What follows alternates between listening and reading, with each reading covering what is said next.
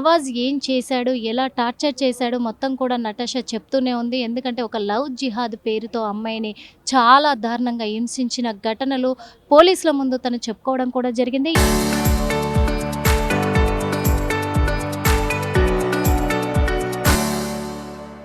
ఈరోజు ఎందుకంటే నవాజ్ చేస్తున్న ఎలిగేషన్స్ పైన అవన్నీ అబద్ధాలు, అబద్ధపు ప్రచారం చేస్తున్నాడు అని చెప్పేసి అవన్నీ రుజువులతో సహా బయట పెట్టడానికి ప్రెస్ మీట్‌కి రావడం జరిగింది. తనకు మేమున్నామంటూ ధైర్యం ఇచ్చి చాలామంది తనతో పాటు రావడం జరిగింది. ఇప్పుడు మనతో పాటు సూర్య ఉన్నారు. అడిగి తెలుసుకునే ప్రయత్నం చేద్దాము.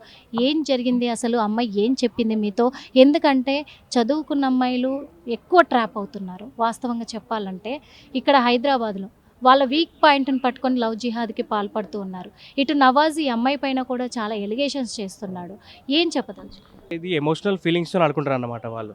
ఎట్లా అంటే ఇప్పుడు ట్రాప్ చేస్తారు, మనిషిని ట్రాప్ చేస్తారు, మరి తిరుగుతారు, మంచిగా అన్నీ చేస్తారు. ఎట్లా అంటే ఈ అమ్మాయి నువ్వు లేకపోతే నేను చచ్చిపోతా అనే ఫీలింగ్ వాళ్ళకి అమ్మాయికి తెప్పిస్తారు. ఎట్లా అంటే ఇంట్లో ఇయ్యలేని ప్రేమ చూపియడం, కేరింగ్ చూపియడము. వీళ్ళకి ఇప్పుడు ఈ ముస్లిమ్స్‌కున్న పని ఏందంటే వాళ్ళకి ఇదే పని. మన హిందూ అమ్మాయిల పైన ఇట్లా ట్రాప్ చేసి, వాళ్ళని ఇట్లా మత మార్పిడి చేసి, వాళ్ళని పెళ్లి చేసుకొని వీళ్ళకి ఒక ప్యాకేజెస్ ఉంటాయంట వీళ్ళకి.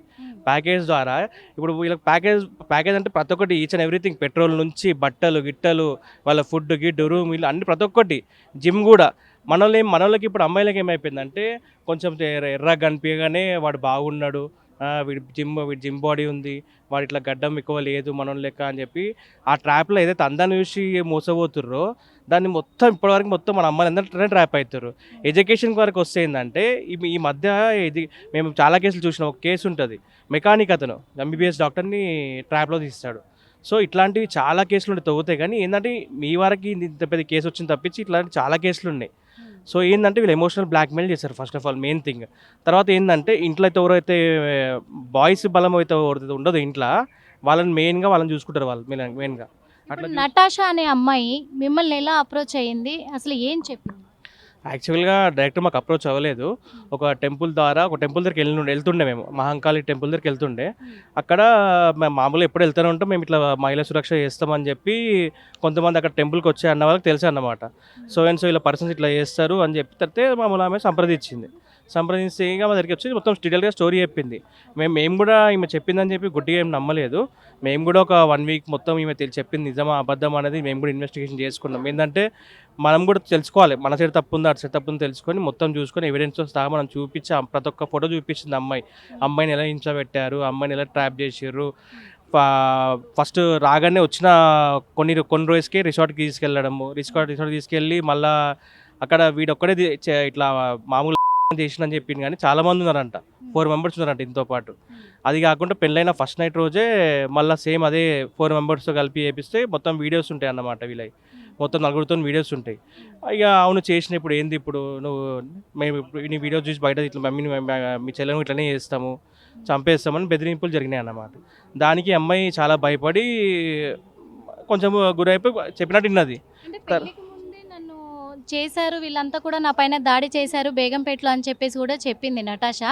మరి పెళ్లికి ముందే జరిగినప్పుడు పెళ్లికి ఎలా ఒప్పుకుంది? పెళ్ళికి ముందు జరిగిందంటే తను ఇంటికి వెళ్ళినప్పుడు వాళ్ళు నాకు తెలిసి వీళ్ళు ఏదో కల్పిస్తారండి జ్యూస్లా.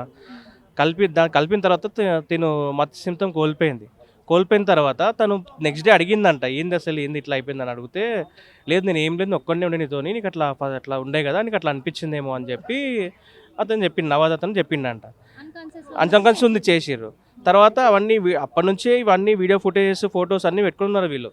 పెట్టుకొని ఉండి తర్వాత మ్యారేజ్ అయిన ఫస్ట్ నైట్ రోజే మళ్ళీ సేమ్ థింగ్ రిపీట్ చేయడం జరిగింది. సో తనకు అప్పుడు అర్థమైన తర్వాత మళ్ళీ అర్థమైనాక మళ్ళీ అప్పటిదప్పుడే అపరిచితుల్లాగా మంచిగా ఉండడం, మారడము, మళ్ళీ హ్యాపీగా చూసుకుంటే తిప్పడము. ఇక తిని ఎట్టి వెళ్ళినా కానీ తినతో పాటు తమ్ముళ్ళు వీళ్ళ బ్రదర్స్ అవుతుంటారు, వీళ్ళు వస్తుండే అన్నమాట. ఒకదాన్ని ఎట్టి వెళ్ళిపోతుండే, పర్సనల్ తన ఫోన్ యూజ్ చేయని కూడా యాక్సెస్ ఉండకపోతుండంట. అలా చేసారు.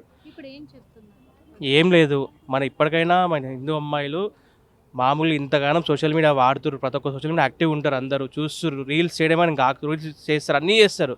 ఏందని ఇట్లాంటి వాటికి కొంచెం చూసి మనల్ని చూసింది కాకుండా ఇంకా వేరే వాళ్ళు కూడా అవేర్నెస్ ఇచ్చి ఇలాంటివి జరగకుండా ఉండాలంటే వాళ్ళు మొత్తం అవేర్నెస్ పెరిగి ముస్లిం అంతే మనకు శత్రువులాగానే చూడాలి. ఎంత మనకు మంచిగా వచ్చి మనతో మంచిగా ఉన్నా మాట్లాడినా ఎంతవరకు చూడాలి కానీ మనకు శత్రువే లాగానే చూడాలి. చూసి ఏంటంటే మన అమ్మాయిలు మోసపోతున్నారు, కాలిపీలు చెప్పాలంటే ఇబ్బంది పడి మోసపోతున్నారు. వాళ్ళు మామూలుగా అయితే ఎమోషనల్ బ్లాక్మెయిల్ చేస్తారు సింపుల్గా చెప్పాలంటే. చూసాం కదా, అమ్మాయిలంతా కూడా ట్రాప్ అయిపోతున్నారు, ముస్లింల వాళ్ళలో పడుతున్నారు. కాబట్టి ఎంతసేపు చూసినా మరి అబ్బాయిలు ముస్లిం వాళ్ళు పరిచయం అయ్యారంటే అనుమానించక తప్పదు, ఖచ్చితంగా అనుమానించాలి అని చెప్పేసి కూడా చెప్తూ ఉన్నారు. సూర్యప్రకాష్ ఉన్నారు మనతో పాటు, అడిగి తెలుసుకుందాము. ఎందుకంటే ఇప్పుడు నటాషా కేసు మీ దాకా వచ్చింది, మీరు ఇప్పుడు అండగా నిలబడ్డారు, కానీ చాలామంది అమ్మాయిలు కూడా బయటకు వస్తున్నారు. ఫర్దర్గా మొన్న కూడా ఇక్కడ పంజాగుట్ట పిఎస్లో కూడా ఒక లవ్ జిహాద్ కేసును చూసే ఉంటారు మీరు. అట్లా ఇలాంటివన్నీ బయటికి రాని అమ్మాయిలు కూడా ఉన్నారు. వాళ్ళకి ఎలా అండగా నిలబడబోతున్నారు? ఈ లవ్ జిహాద్ కేసుల వాళ్ళ పట్ల ఏం చెప్పదు? చాలా మటుకైతే బయటికి అమ్మాయిలు బయటకు వస్తున్నారు. ఈ కొన్ని చూసిన విజువల్ చూసేసి బయటకు వస్తున్నారు.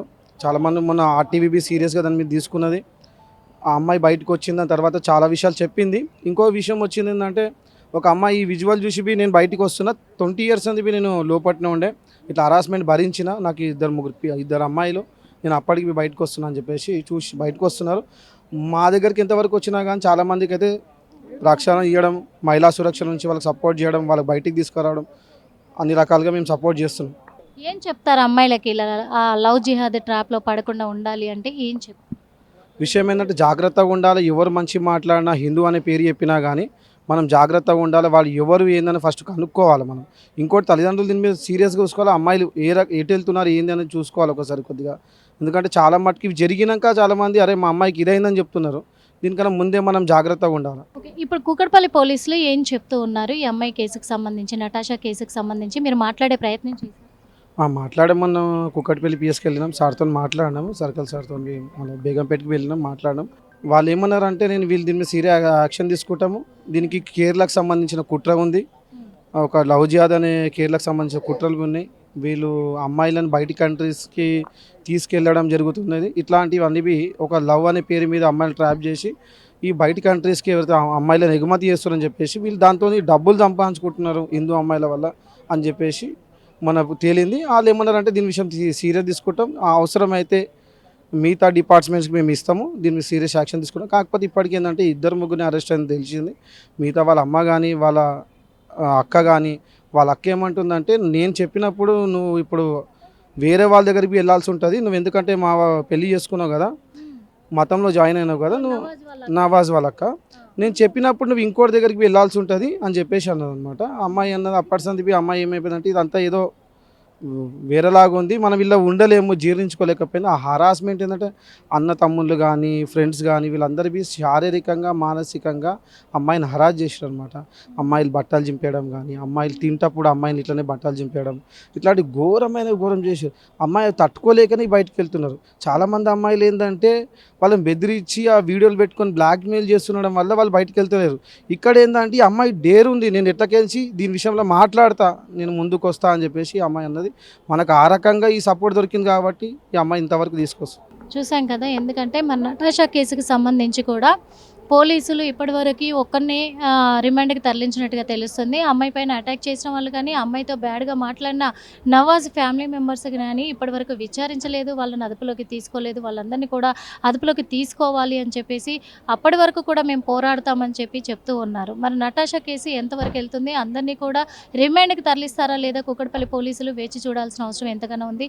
కెమెరామెన్ అశోక్తో నిర్మల, RTV.